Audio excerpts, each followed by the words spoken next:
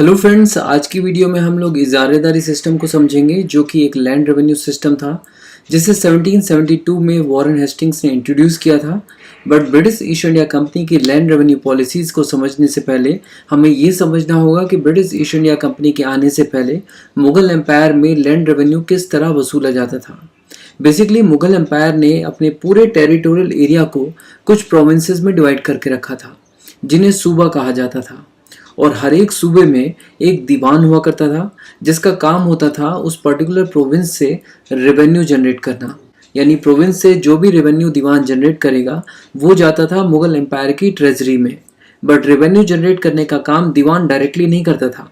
इसके लिए प्रोविंस में कुछ बड़े जमींदार रखे गए थे और पीजेंट से कर वसूलने का काम ये जमींदार ही किया करते थे। दीवान का काम होता था इन जमींदारों को सुपरवाइज करना और इन्हें डायरेक्शन देना। तो प्रोविंस से कर वसूलते थे जमींदार और अपना हिस्सा रखने के बाद ये रेवेन्यू दीवान के पास पहुंचाते थे और दीवान इस रेवेन्यू को मुगल एम्पायर की ट्रेजरी में भिजवाता था। अब हुआ क्या कि बैटल ऑफ बक्सर के बाद 1765 में ब्रिटिश ईस्ट इंडिया कंपनी को बंगाल, बिहार और उड़ीसा की दीवानी मिल गई थी।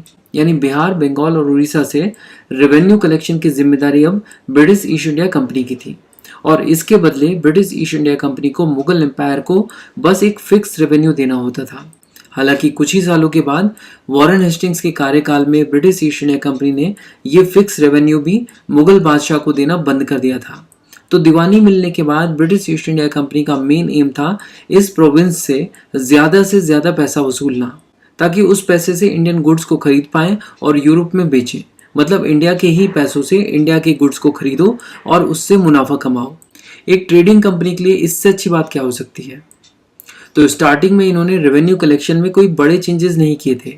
इन्होंने एग्जिस्टिंग व्यवस्था जिसमें जमींदार कर वसूलते थे उसे रहने दिया, क्योंकि इन्हें ये भी डर था कि अगर इनके ऑफिसर्स लैंड टैक्स वसूल करने जाएंगे तो इससे लोग नाराज हो सकते हैं। तो जमींदारों को तो एज इट इज रहने दिया, बट इन जमींदारों के ऊपर यूरोपियन ऑफिसर्स को अपॉइंट किया गया जो कि इन जमींदारों को सुपरवाइज करते थे कि ज्यादा से ज्यादा कर वसूला जाए। हम इस चार्ट में देख सकते हैं कि फाइनेंशियल ईयर 1762-63 में जब मीर कासिम का एडमिनिस्ट्रेशन था तो टोटल रेवेन्यू कलेक्शन 65 लाख के आसपास था। नेक्स्ट ईयर मीर जाफर के एडमिनिस्ट्रेशन में कलेक्शन 76 लाख के आसपास था और उसके अगले साल 1764-65 में भी मीर जाफर का ही एडमिनिस्ट्रेशन था और कलेक्शन था 81 लाख। बट जैसे ही 1765 में ब्रिटिश ईस्ट इंडिया कंपनी को दीवानी मिली, पहले ही साल में कलेक्शन हुआ 147 लाख। आप देख सकते हैं कि ब्रिटिश ईस्ट इंडिया कंपनी से पहले कलेक्शन 65 से 80 लाख के बीच में हुआ करता था और ब्रिटिश ईस्ट इंडिया कंपनी ने अपने पहले ही साल में कलेक्शन 80% बढ़ा दिया था। इसका नुकसान बेसिकली बंगाल, बिहार और उड़ीसा को भुगतना पड़ा।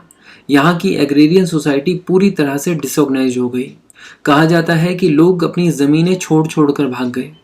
और आप इस बात से भी इसके इम्पैक्ट को समझ सकते हैं कि 1765 में ब्रिटिश ईस्ट इंडिया कंपनी को दीवानी राइट्स मिले और 1770 में ग्रेट बंगाल फेमाइन आ गया, जिसमें बंगाल की 1/3 पॉपुलेशन भुखमरी के कारण खत्म हो गई। इकोनॉमिस्ट अमर्त्य सेन का कहना है कि ये एक मैन मेड फेमाइन था। ब्रिटिश ईस्ट इंडिया कंपनी की पॉलिसीज के चलते मात्र 5 सालों में बंगाल, जो कि मुगल काल में इकोनॉमिक पावर हुआ करता था, वो भुखमरी का शिकार हो गया। इसका मतलब ब्रिटिश ईस्ट इंडिया कंपनी तो मालामाल हो गई होगी। ऐसा लगता तो है, बट ऐसा भी नहीं हुआ, क्योंकि इतना टैक्स वसूलने के बाद भी British east India company London में बैठे अपने शेयर होल्डर्स को एक्सपेक्टेड डिविडेंड्स तक भी नहीं दे पा रही थी। तो अगर ब्रिटिश ईस्ट इंडिया कंपनी मालामाल नहीं हुई और बंगाल में भी फेमाइन आ गया तो इसका जिम्मेदार कौन था। इसके लिए जिम्मेदार थे ब्रिटिश ऑफिसर्स, जिनको जमींदारों को सुपरवाइज करने के लिए रखा गया था। इन ब्रिटिश ऑफिसर्स को लोकल सिचुएशन की कोई भी समझ नहीं थी, तो यहाँ पर एक मिसमैनेजमेंट देखने को मिला और इसी के साथ साथ ये ऑफिसर्स बहुत ही ज़्यादा करप्ट थे। कंपनी भिखारी हो गई थी और ये ऑफिसर्स मालामाल। ऐसी सिचुएशन में साल 1771 में वॉरेन हेस्टिंग्स कैलकाटा प्रेसिडेंसी के गवर्नर अपॉइंट हुए और वेरी नेक्स्ट ईयर यानी साल 1772 में इन्होंने रेवेन्यू कलेक्शन के लिए इजारेदारी सिस्टम की शुरुआत की। यहाँ पर इन्होंने ज़मीनों का ऑक्शन करवाया। जिसने भी उन ज़मीनों से टैक्स कलेक्शन की ऊंची से ऊंची बोली लगाई उसे 5 सालों के लिए उस ज़मीन का टैक्स कलेक्टर बना दिया गया। आप देख सकते हैं कि इस सिस्टम में एग्जिस्टिंग ज़मींदारों को रिप्लेस करके नए लोगों को रेवेन्यू कलेक्शन बनाया जा रहा है। यानी एग्जिस्टिंग जमींदारी सिस्टम यहाँ पर खत्म हो रहा है और नए लोग रेवेन्यू कलेक्टर बन रहे हैं। और इसका क्राइटेरिया क्या था? सिर्फ ये कि ऊंची से ऊंची बोली लगाए। अब कैसे इस सिस्टम में किसान बर्बाद हो रहे थे, इसे एक एग्जाम्पल से समझते हैं। यहाँ पर 3 पार्टीज हैं: ब्रिटिश ईस्ट इंडिया कंपनी, बोली लगाने वाले लोग और वो किसान जिसकी ज़मीन से कितना टैक्स वसूला जाएगा इसकी बोली लग रही है। मान लीजिए इस ज़मीन की कैपेसिटी है साल में 5 बोरे अनाज उगाने की, तो बोली लगाने वाले लोग धीरे धीरे अपनी बोली बढ़ाएंगे। कोई बोलेगा कि मैं 2 बोरे अनाज इस ज़मीन से टैक्स निकलवा लूँगा, दूसरा बोलेगा कि मैं 3 बोरे अनाज टैक्स में निकलवाऊंगा, और बढ़ते बढ़ते ये बोली 4 बोरे तक पहुंच जाएगी। ब्रिटिश ईस्ट इंडिया कंपनी कहती है कि ठीक है, कॉन्ट्रैक्ट तुमको मिलता है। अब 5 साल तक हर साल 4 बोरे अनाज तुम इस खेत से हमें लाकर दोगे। तो साल के अंत में 4 बोरे अनाज ये रेवेन्यू कलेक्टर किसान से वसूलेगा और ब्रिटिश ईस्ट इंडिया कंपनी को दे देगा। बट कुछ अपने पास भी तो रखेगा, तो जो किसान का बोरा है वो उसे भी क्यों छोड़ेगा? और सोच के देखो वो सिचुएशन जिसमें फसल बर्बाद होने के कारण किसान 1 या 2 बोरे ही अनाज उगा पाए। ऐसी सिचुएशंस में इन पीजेंट्स को मनी लेंडर से ब्याज पर पैसे लेने होते थे इस टैक्स को चुकाने के लिए। पीजेंट्स और कल्टीवेटर्स की लाइफ इस इजारेदारी सिस्टम में नर्क बन गई थी। और क्योंकि ये सेटलमेंट 5 सालों के लिए लाया गया था, इसीलिए इसे 5 ईयर सेटलमेंट भी कहा जाता है। और ये सिस्टम किसानों को तो बर्बाद कर ही रहा था, साथ ही साथ ब्रिटिशर्स के लिए भी ये एक फेलियर साबित हुआ। लोग बड़ी से बड़ी बोली लगाकर रेवेन्यू कलेक्शन का कॉन्ट्रैक्ट ले जाते थे, बट उन्हें पूरा नहीं कर पाते थे। और कई बार तो लोग लैंड की कैपेसिटी जितनी है उससे भी ज़्यादा की बोली लगा देते थे। तो 5 साल पूरे होने के बाद यानी 1777 में वॉरेन हेस्टिंग्स ने इस प्रोसेस में एक चेंज किया। 5 ईयर सेटलमेंट की जगह अब एनुअल सेटलमेंट की शुरुआत की। बट प्रोसेस सेम था, वही ऑक्शन वाला, बट अब ऑक्शंस हर साल किए जाने लगे। जो भी ज़्यादा बोली लगाएगा लैंड रेवेन्यू कलेक्शन उसको मिल जाएगा। बट लोगों ने फिर से ब्रिटिश ईस्ट इंडिया कंपनी का बेवकूफ़ बना दिया और ये एनुअल सेटलमेंट भी फेल हो गया। तो अल्टीमेटली इस इजारेदारी सिस्टम ने बंगाल की एग्रेरियन इकोनॉमी को बेहाल कर दिया। तो ये था इजारेदारी सिस्टम। तो शुरुआत करते हैं बैकग्राउंड से। विजयनगर एम्पायर 1336 में इस्टेब्लिश हुआ। धीरे धीरे ये पूरे साउथ इंडिया में फैल गया। इस एम्पायर के one of the greatest ruler थे श्री कृष्ण देव राय, जिन्होंने 1502 से 1529 तक रूल किया। इन्होंने अपने एडमिनिस्ट्रेशन को एफिशिएंट बनाने के लिए विजयनगर एम्पायर को 3 पार्ट्स में डिवाइड किया। पहले पार्ट में मदुरई को सेंटर बनाया, दूसरे में तंजावुर को और तीसरे में जिंजी को। इन तीनों एरियाज में एडमिनिस्ट्रेशन के लिए एक एक हेड नियुक्त किया गया। इस पोजीशन को कहा गया नायक। अब हर एक नायक के अंडर में जो एरियाज थे उसको फर्दर डिवाइड किया गया बहुत सारे एडमिनिस्ट्रेटिव डिविजन्स में, और हर एक डिवीज़न के ऊपर एक हेड नियुक्त किया गया जिसे पोलीगर कहा जाता है। इस तरह श्री कृष्ण देव राय ने 3 टियर एडमिनिस्ट्रेशन सिस्टम बनाया, जिसमें सबसे ऊपर राजा, उसके अंडर में नायक और नायक के अंडर में पोलीगर्स। अपने अपने एडमिनिस्ट्रेटिव डिविजन्स में एडमिनिस्ट्रेशन के लिए पोलीगर्स काफ़ी हद तक आज़ाद थे। उनके पास अपनी खुद की स्टैंडिंग आर्मी हुआ करती थी, उनके पास पैलेसेस और फोर्ट्स भी हुआ करते थे। अपने एरियाज़ में टैक्स कलेक्शन की जिम्मेदारी भी उन्हीं की थी। इस कलेक्टेड टैक्स में एक हिस्सा वो खुद रखते थे और बाकी का हिस्सा नायकों से होते हुए विजयनगर एम्पायर के रूलर तक पहुंचता था। अपने एरिया में लॉ एंड ऑर्डर को मेंटेन करने की जिम्मेदारी भी पोलीगर्स की ही हुआ करती थी। और उनका एरिया कैसे प्रॉस्पर कर सकता है, कल्टीवेशन कैसे इम्प्रूव किया जा सकता है, उसके लिए वो अपने अपने एरियाज़ में इन्वेस्ट भी करते थे, जैसे कि वाटर बॉडीज़ वगैरह बनवाते थे। समय के साथ जैसे जैसे ये विजयनगर एम्पायर वीक होते गया, ये पोलीगर्स अपने अपने एरिया के लोकल रूलर्स बन गए।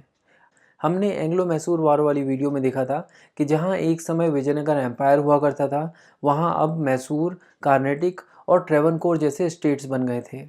कार्नेटिक के नवाब वल्लाजा को नवाब बनने के लिए ईस्ट इंडिया कंपनी ने मदद की थी, इसीलिए 1781 में वल्लाजा ने तिन्नेवली और कार्नेटिक के प्रोविंसेस का मैनेजमेंट और कंट्रोल ईस्ट इंडिया कंपनी को ही दे दिया था। इससे पोलीगर्स खुश नहीं थे, क्योंकि ब्रिटिश ईस्ट इंडिया कंपनी पोलीगर्स से टैक्स मांग रही थी। सभी पोलीगर्स एकजुट हुए और उन्होंने ब्रिटिश ईस्ट इंडिया कंपनी को कहा कि पोलीगर्स ब्रिटिश ईस्ट इंडिया कंपनी को टैक्स नहीं देंगे। पोलीगर्स अब ब्रिटिश ईस्ट इंडिया कंपनी की हिट लिस्ट पर थे और इस तरह पोलीगर्स और ब्रिटिश ईस्ट इंडिया कंपनी के बीच में बैटल शुरू हो गया। ये बैटल 1795 से शुरू होकर 1799 तक चला। पोलीगर्स के लीडर थे कट्टाबोमन नायकन। कट्टाबोमन नायकन खुद पंजल कुरीची के पोलीगर थे। पहली लड़ाई में पोलिगर्स की जीत हुई, बट फिर ब्रिटिश ईस्ट इंडिया कंपनी ने दूसरी जगहों से फोर्सेस इकट्ठा की और फिर से पोलिगर्स पर अटैक कर दिया। इस बार पोलिगर्स ब्रिटिश ईस्ट इंडिया कंपनी के सामने टिक नहीं पाए। कट्टाबोमन नायकन अपने कुछ साथियों के साथ भागकर पुडुकोट्टई फॉरेस्ट में छुप गए। तो देखा आपने, जैसे ही ब्रिटिश ईस्ट इंडिया कंपनी ने पोलिगर्स को ज़मींदार बनाने की कोशिश की, पोलिगर्स ने रिवोल्ट कर दिया। यानी अब ब्रिटिश ईस्ट इंडिया कंपनी को मद्रास प्रेसिडेंसी में लैंड रेवेन्यू कलेक्ट करने के लिए कोई दूसरा रास्ता खोजना था। और परमानेंट सेटलमेंट को और ज़्यादा एक्सटेंड ना करने का एक रीज़न ये भी था कि ब्रिटिश सर्कल्स में भी परमानेंट सेटलमेंट को बहुत ज़्यादा पसंद नहीं किया जा रहा था, क्योंकि बहुत सारे ब्रिटिश ऑफिशियल्स इस बात से खुश नहीं थे कि लैंड रेवेन्यू को हमेशा के लिए फिक्स कर दिया जाए, क्योंकि हर जगह परमानेंट सेटलमेंट अगर लगा दिया गया तो ब्रिटिश ईस्ट इंडिया कंपनी की इनकम फ्यूचर में इंक्रीज़ ही नहीं हो पाएगी। तो इन सब कारणों के चलते एक नया लैंड रेवेन्यू सिस्टम सोचा गया, जिसमें रेवेन्यू डायरेक्टली कल्टीवेटर से कलेक्ट किया जाएगा। कल्टीवेटर्स को रैयत कहा जाता है, इसीलिए इस सिस्टम को रैयतवाड़ी सिस्टम कहा गया। एक्चुअली रैयतवाड़ी सिस्टम एक स्मॉल स्केल पर अलेक्जेंडर रीड ने 12 महल में ऑलरेडी एक्सपेरिमेंट किया था और इसके अच्छे परिणाम देखने को मिले थे। हुआ क्या था कि थर्ड एंग्लो मैसूर वॉर जो 1792 में हुआ था, उसके बाद ट्रीटी ऑफ सेरिंगापटम हुई और इस ट्रीटी के हिसाब से टीपू सुल्तान को अपनी बहुत सारी territories British east India company को देनी पड़ी। इन्हीं टेरिटरीज में एक टेरिटरी थी 12 महल, जिसमें कैप्टन अलेक्जेंडर रीड ने रैयतवाड़ी सिस्टम को एक्सपेरिमेंट किया। हालांकि जब ये डिसाइड हुआ कि मद्रास प्रेसिडेंसी में अब परमानेंट सेटलमेंट नहीं बल्कि रैयतवाड़ी सिस्टम इम्प्लीमेंट किया जाएगा, तो इसका large scale implementation Thomas Munro ने किया था। थॉमस मुनरो एक्चुअली 12 महल में रैयतवाड़ी सिस्टम के इम्प्लीमेंटेशन में भी शामिल थे। ये उस समय कैप्टन अलेक्जेंडर रीड के जूनियर हुआ करते थे और जब 1820 में ये मद्रास प्रेसिडेंसी के गवर्नर बने तो इन्होंने रैयतवाड़ी सिस्टम को पूरे मद्रास प्रेसिडेंसी में इम्प्लीमेंट करवा दिया, एक्सेप्ट उन जगहों पर जहाँ पर परमानेंट सेटलमेंट ऑलरेडी इम्प्लीमेंट किया जा चुका था। इस रैयतवाड़ी सेटलमेंट में रैयत को उस ज़मीन का ओनर मान लिया गया था जहाँ पर ये कल्टीवेशन करते थे, मतलब इन्हें वही राइट्स दिए गए जो परमानेंट सेटलमेंट में ज़मींदारों को दिए गए थे। इनके ऑनरशिप राइट्स हेरिडिटरी थे। इनके बाद इनके बच्चे इस लैंड के मालिक होंगे। ये चाहे तो अपनी लैंड को किसी दूसरे को ट्रांसफ़र कर सकते थे, बेच सकते थे और चाहे तो किसी को सबलेट कर सकते थे, मतलब किराए पर भी किसी दूसरे किसान को दे सकते थे। रैयतवाड़ी सेटलमेंट में सबसे अहम भूमिका थी लैंड असेसमेंट की। लैंड का एक डिटेल्ड सर्वे किया जाता था और उसके बेस पर डिसाइड किया जाता था कि रैयत को कितना tax British east India company को देना होगा। हर साल रैयत और ब्रिटिश ईस्ट इंडिया कंपनी के बीच एनुअल एग्रीमेंट्स हुआ करते थे और इस सिस्टम में ग्रॉस प्रोड्यूस का 50% टैक्स मांगा जाता था। ब्रिटिश ईस्ट इंडिया कंपनी के हिसाब से ये लैंड रेवेन्यू सिस्टम बहुत ही ज़बरदस्त था। उन्हें लगता था कि इस सिस्टम में कोई भी मिडल मैन नहीं है, तो ये system British east India company और रैयत दोनों के लिए बहुत ही फ़ायदेमंद होगा। ये रैयतवाड़ी सेटलमेंट ऑलमोस्ट 30 सालों के लिए ऐसे ही चलता रहा और ये सिस्टम भी एक फेलियर ही साबित हुआ। बट क्वेश्चन ये है कि इस रैयतवाड़ी सिस्टम के फेल होने के रीजंस क्या क्या हो सकते हैं। तो जैसा कि हमने कहा कि इस सिस्टम में सबसे अहम भूमिका लैंड सर्वे की थी। अगर सर्वे इफेक्टिव हुए तभी ये रैयतवाड़ी सिस्टम सक्सेसफुल हो सकता था, बट इस लैंड असेसमेंट में बहुत सारी गड़बड़ियाँ हुई। कई बार तो इन लैंड असेसमेंट के बेस पर इतना टैक्स फिक्स हो जाता था जो कि लैंड की कैपेसिटी से भी ज़्यादा होता था। और हाँ, इन लैंड असेसमेंट में नेचुरल कैलेमिटीज़, बारिश कितनी होगी, सूखा पड़ेगा, क्या होगा, इन सब को तो कंसीडर किया ही नहीं जाता था।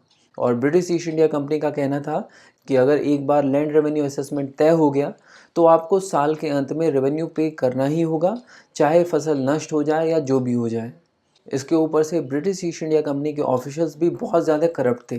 कई बार ये लोगों को डराते थे कि अगर इन्हें ब्राइब नहीं किया गया तो ये लैंड रेवेन्यू असेसमेंट बहुत ज़्यादा हाई फिक्स कर देंगे। तो इन कारणों की वजह से रैयतवाड़ी सेटलमेंट भी एक फेलियर ही साबित हुआ।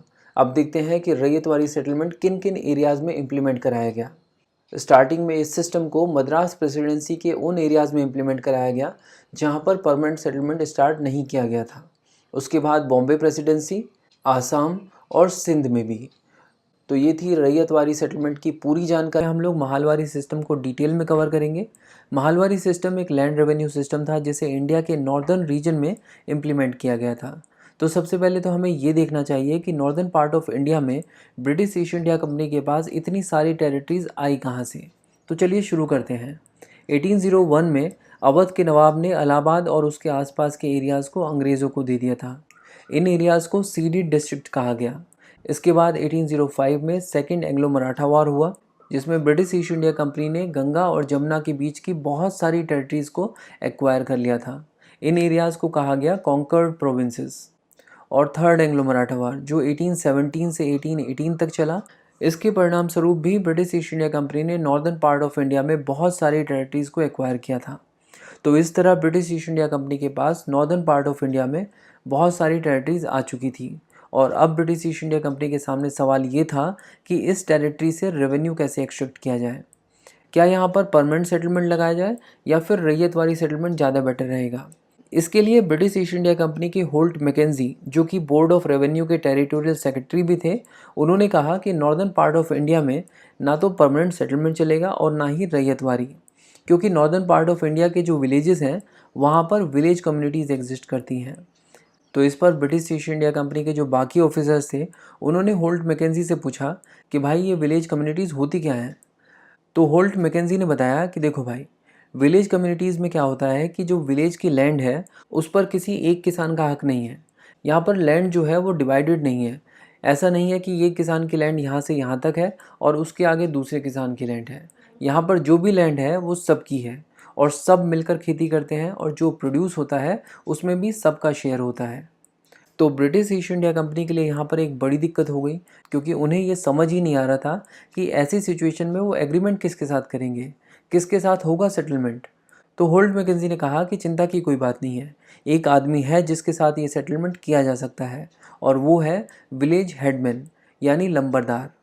तो ये डिसाइड किया गया कि नए सिस्टम में विलेज से टैक्स कलेक्ट करने का काम लंबरदार का होगा और क्योंकि सेटलमेंट लंबरदार से किया जाएगा तो लंबरदार की जिम्मेदारी होगी ब्रिटिश ईस्ट इंडिया कंपनी को टैक्स देने की। अब क्योंकि विलेज को महल कहा जाता है, इसीलिए इस सिस्टम को महलवारी सिस्टम कहा गया और इसे इंट्रोड्यूस करने का श्रेय होल्ट मैकेंजी को दिया जाता है। और ये जो सिस्टम है इसे रेगुलेशन ऑफ 1822 द्वारा इम्प्लीमेंट किया गया था 1822 में। महलवारी सिस्टम को सबसे पहले नॉर्थ वेस्टर्न प्रोविंस में लागू किया गया, जो कि आज का यूपी और रफली उत्तराखंड वाला पार्ट है। और इसके बाद इसे सेंट्रल इंडिया के कुछ पार्ट्स में और पंजाब में भी इम्प्लीमेंट किया गया। इस सिस्टम में क्या होता था कि विलेज के अंदर जितने भी प्लॉट्स हैं सभी का लैंड असेसमेंट किया जाता था और सभी के आउटपुट को ऐड करके कितना प्रोड्यूस होगा उसके बेस पर एक विलेज यानी महल से कितना रेवेन्यू जनरेट होगा ये कैलकुलेट होता था। यहाँ पर अगर विलेजेस छोटे हैं तो कई बार 2-3 विलेजेस को ऐड करके एक महल बना दिया जाता था और इस महल से जो रेवेन्यू जनरेट होता था उसे पीरियोडिकली रिवाइज भी किया जाता था based on land assessment. But ये सिस्टम भी बहुत जल्दी फेल होते हुए नज़र आया और इसका मेन रीज़न ये था कि यहाँ पर रेवेन्यू जो है वो 80 to 95% तक चार्ज किया जाता था। हालांकि बाद में विलियम बेंटिंक जब आए तो उनके टेन्योर में इस सिस्टम को रिवाइज किया गया और रेगुलेशन ऑफ 1833 में रेवेन्यू परसेंटेज को डिक्रीज करके 66% कर दिया गया और रेवेन्यू डिमांड को 30 सालों के लिए फिक्स भी किया गया। तो ये थी डिटेल्स महलवारी सिस्टम की।